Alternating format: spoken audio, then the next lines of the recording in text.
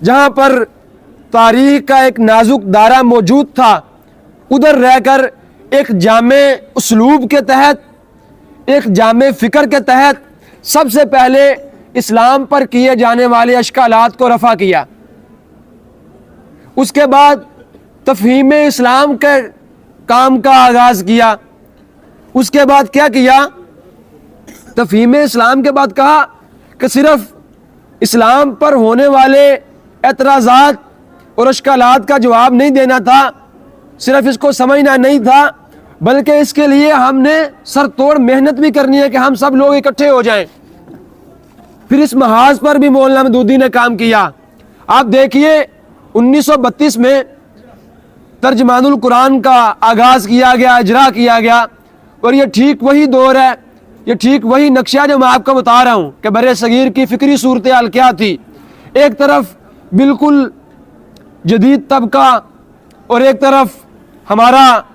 روایتی حصہ علماء کا، انہوں نے کہا کہ ہم اسلام کو محفوظ رکھیں گے اور بڑی خدمت کی اسلام کی، اور ایک طرف سر سید احمد خان صاحب کی فکر کہ جو اسلام اور مغرب کو ایک کرنے کے درپے تھے، مختلف چیزیں وجود پذیر ہو گئی۔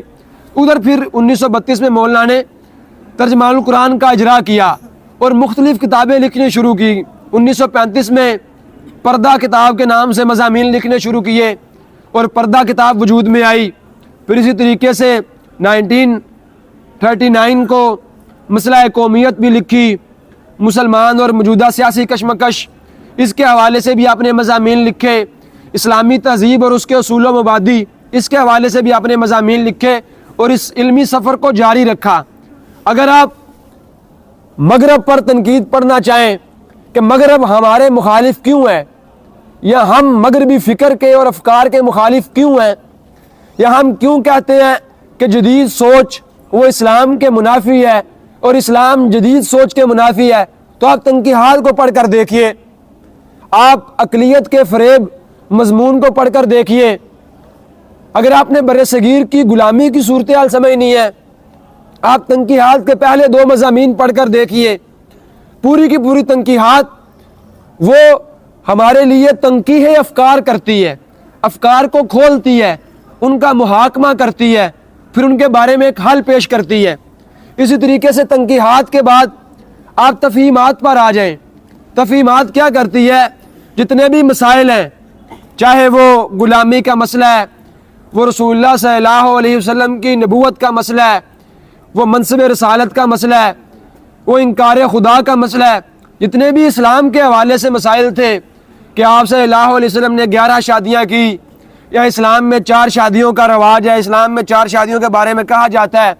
اسلام میں غلامی کے بارے میں احکامات پائے جاتے ہیں، ان سب کے بارے میں مولانا نے مدلل جواب دیے۔ تفہیمات کا سارا سلسلہ اسی چیز پر مرتب کیا۔ اگر آپ نے ہمارے جو قدیم فقہی اصول ہیں ان کے اوپر جدید فقہی اطلاق دیکھنا ہو کہ کس طریقے سے نئے فقہی آنے والے مسائل کو ڈریس کیا جائے گا اور کس طریقے سے کیا جانا چاہیے اپنی روایت کے اندر رہتے ہوئے، تو آپ رسائل و مسائل پڑھ کر دیکھیے کہ فقہ کے اوپر اتنی شاندار کتاب کہ جتنے بھی جملہ مسائل ہیں اس وقت کے سب پر کلام کیا اور بڑے شاہانہ تحقیقی انداز سے کلام کیا اور ان کے بارے میں اپنی ایک رائے کا اظہار کیا۔ اس کے علاوہ آپ دیکھ لیں پردہ، اس پر حملہ کیا جا رہا تھا، ہماری اسلامی تہذیب کا شعار تھا سود، جو اللہ اور اللہ کے رسول کے خلاف اعلان جنگ کرتا ہے، تو مولانا نے سود کے اوپر ایک پوری کی پوری کتاب لکھی، مولانا نے پردے کے حوالے سے ایک پوری کی پوری کتاب لکھی، اور پھر کتاب کچھ یوں نہیں کہ میں ادھر سے اٹھا اور ایک انفارمیشن ادھر سے لی، ایک انفارمیشن ادھر سے لی اور ایک پوری کتاب مرتب کر دی۔ آپ پردہ کتاب پڑھ کر دیکھیں، مولانا نے عیسائیوں میں پردے کا کنسیپٹ، رومیوں میں پردے کا کنسیپٹ، عورت کا مقام رومیوں میں، یونانیوں میں، موجودہ دور میں، جدید دور سے پہلے، بعد جدید دور میں، ہر ادوار میں عورت کی حوالے سے افکار کو، پردے کو ڈسکس کیا، اور آدھا کتاب کا حصہ اس نظر کیا، اور آدھے کتاب کے حصے میں پھر بتایا کہ پردہ عقلی طور پر، شرعی طور پر اور معاشرتی حسن کے لیے کیوں ضروری ہے۔ پھر اس کے دلائل قائم کیے، اور ایک ایسی کتاب وجود میں آئی کہ جس بندے نے بھی اسے پڑھا، جس عورت نے بھی اسے پڑھا، وہ اس کی قائل ہو گئی پردے کی۔ آپ سود کتاب دیکھیے کہ سود میں مولانا نے صرف یہ نہیں کیا کہ چند قرآن پاک کی آیات اٹھائی، چند احادیث کو لیا اور بتا دیا کہ سود حرام ہے، بلکہ کیا کیا کہ بتایا کہ یہ جو جدید معاشی نظام ہے اس کی بنیادیں کیا ہیں، اس کا کب اور کہاں کہاں آغاز ہوا، اس نے کب جڑ پکڑی، پھر یہ آگے کیسے پروان چڑھا، کس طریقے سے سوچوں کو بدلا، ملکوں پر حملہ آور ہوا، اکانومی کو مفلوج کیا، سود کی زد میں لے کر آیا، پھر بتایا اس کے نقصانات کیا ہیں، اسلامی حوالے سے، اخلاقی حوالے سے، معاشرتی حوالے سے۔ اس کے بعد پھر اسلام کا سود کے حوالے سے نظریہ بیان کیا، اور پھر بتایا کہ اسلام اکانومی کا کون سا نظریہ پیش کرتا ہے، اور پھر معاشیات اسلام کتاب لکھی۔ مطلب جو کوئی موضوع بھی اس وقت درپیش تھا، چاہے وہ پردہ ہو، وہ اختلاط مرد و زن کا مسئلہ ہو، وہ منصب رسالت کا مسئلہ ہو، وہ اسلامی تہذیب کا کسی بھی شعار کا مسئلہ ہو،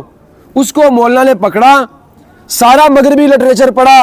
دائیں کا پڑھا، بائیں کا پڑھا، آگے کا پڑھا، پیچھے کا پڑھا، سارا لٹریچر پڑھا، انگلش، عربی۔ اس کے بعد یہ مولانا خود اپنے طریقہ مطالعہ کے بارے میں لکھتے ہیں کہ میں کیا کرتا ہوں، کسی بھی مسئلے کو سمجھنے کے لیے میں جتنا بھی لٹریچر اس پر لکھا گیا ہے، اس کے حمایتیوں کا اور اس کے مخالف گروہوں کا، سب کا لٹریچر پڑھتا ہوں، سب کا لٹریچر پڑھ کر میں پھر قرآن پاک کھولتا ہوں اور قرآن پاک سے دیکھتا ہوں قرآن پاک اس چیز کے بارے میں کیا کہتا ہے، تفاسیر قرآن پاک، ہماری روایت، پہلے ان کے دلائل سمجھے، پھر قرآن پاک، اسلام اور احادیث، اسلام کے دلائل سمجھے۔ جب ان کی بات بھی واضح ہو گئی، اسلام کی بات بھی واضح ہو گئی، پھر پوری دیانتداری کے ساتھ ان کی بات کو پیش کیا، اسلام کی بات کو پیش کیا، نقد کیا، اور پھر اس کا حل پیش کیا۔ اس طریقے سے کتاب مرتب کی۔ مطلب یوں نہیں ہے کہ بس ایک مسئلہ آپ کو درپیش ہے، آپ اس موضوع پر کتاب لکھ دیں، آپ اس موضوع پر کلام کر دیں، بلکہ اس طریقے سے اس پر کلام کیا کہ آئندہ سالوں میں مفکرین کو ضرورت نہیں پڑی اس پر کلام کرنے کی، ضرورت نہیں پڑی اس پر لکھنے کی۔ پھر آپ حدیث کے مسئلے پر آ جائیں کہ جب حدیث کا مسئلہ اٹھایا گیا، انکار حدیث کا مسئلہ درپیش ہوا، تو مولانا نے کیا کیا، پورا کا پورا ایک نمبر چھاپا منصب رسالت ترجمان القرآن کا، جس میں مختلف مضامین چھاپے علماء کرام کے، منصب رسالت کے حوالے سے مختلف جو پہلو ہیں ان کے اوپر مضامین لکھے، اور انہیں لوگوں میں عام کیا گیا، لوگوں میں بانٹا گیا۔ پھر سنت کی آئینی حیثیت پوری کی پوری وجود میں آئی، اور آپ لوگ جنہوں نے سنت کی آئینی حیثیت پڑھی ہے انہوں نے نوٹ کیا ہوگا کہ باقی کتابوں کی نسبت یہاں مولانا مودودی کا مزاج ذرا تیز ہے، وہ ذرا سختی سے جواب دیتے ہیں، مطلب وہ ان کی بات کا بڑا سختی سے جواب دیتے ہیں، تھوڑا جذباتی وابستگی بھی اس کے دوران آ جاتی، اور غالب گمان یہی ہے کہ آپ صلی اللہ علیہ وسلم کی محبت کی وجہ سے، کیونکہ باقی اتنے نازک مسائل پر لوگوں نے سوالات پوچھے تو مولانا نے ان کو اس طرح جواب نہیں دیا، لیکن یہ جو کتاب ہے اس میں بڑا سختی کے ساتھ جوابات بھی دیے اور بڑا سختی کے ساتھ بھی پیش آئے۔ اور بھی ہو سکتے ہیں کہ وہ بار بار سوالات کر رہے تھے، اور چیزیں بھی تھی، لیکن ایک وجہ یہ بھی ہمارے سامنے آتی، مطلب مختلف لٹریچر مختلف قسم کا جہاں بھی ضرورت پڑی وہاں پر مولانا نے لوگوں کو وہ لٹریچر دیا۔ پھر اس کے بعد جب اعتراضات کو رفع کر دیا، اسلام کو سمجھا دیا، اب اس کے بعد وقت تھا کہ کیا بس اسلام کو سمجھ لینا کافی ہے کہ اس کے لیے کام بھی کرنا چاہیے، اس کے لیے محنت بھی کرنی چاہیے؟ تو پھر مولانا مودودی نے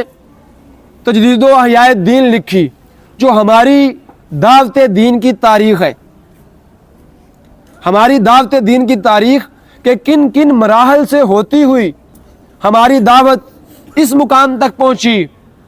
پھر خلافت و ملوکیت بھی اسی غرض کے لیے لکھی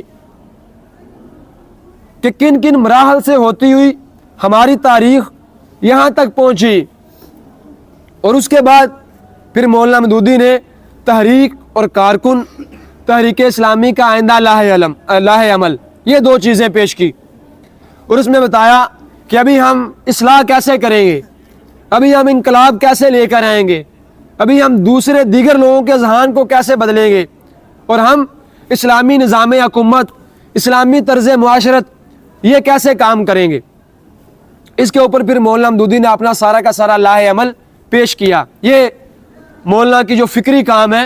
اس کے حوالے سے چند پہلو تو جو میں نے کہا کہ ترجمان القرآن شروع کرتے ہوئے ہی آپ کو بتا دوں کہ یہ مولانا کا فکری بیک گراؤنڈ تھا، جہاں پر وہ اپنا کام کیا، جس بر صغیر کے معاشرے میں آغاز کیا،